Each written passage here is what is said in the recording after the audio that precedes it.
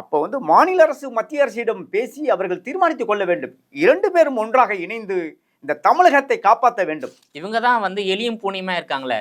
தமிழக அரசு பாஜக அரசை எதிர்ப்பதே அவங்களுடைய பிரதான பணியாக இருக்கின்றது. எந்த சட்டம் கொண்டு வந்தாலும், எந்த திட்டம் கொண்டு வந்தாலும் திமுக அரசு உடனே அதை எதிர்க்க வேண்டியது, ஆர்ப்பாட்டம் நடத்த வேண்டியது, அறிக்கை விட வேண்டியது.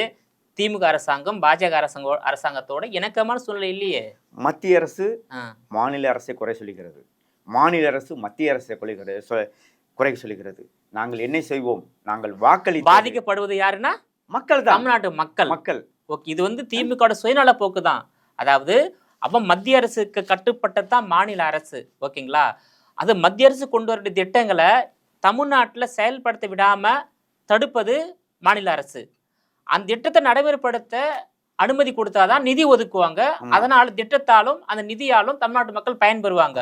ஆனா இதுக்கு அனைத்துக்குமே திமுக முட்டுக்கட்டியாக இருக்கின்றது. தொடர்ந்து திமுக அரசாங்கம் ஆளுநருடன் மோதல் போக்கு, மத்திய அரசுடன் மோதல் போக்கு, பிரதமருடன் மோதல் போக்கு இருப்பதனால மத்திய அரசு திட்டங்களே தமிழ்நாட்டில் முழுமையாக நடைமுறைப்படுத்தல. பல திட்டங்கள் வந்து நடைமுறைப்படுத்தாமலே மத்திய அரசு இருக்காங்க. ஏன்னா இங்க கொண்டு வந்து அவங்க தடுக்கிறாங்கன்னு சொல்லிட்டு. அதுதான் ஏனென்று புரியவில்லை. இவர்கள் 2 பேரும் ஒரு குடும்பமாக இணைந்து ஒன்றிணைந்து பேசி முடிவு செய்தால் இது நன்றாக இருக்கும்.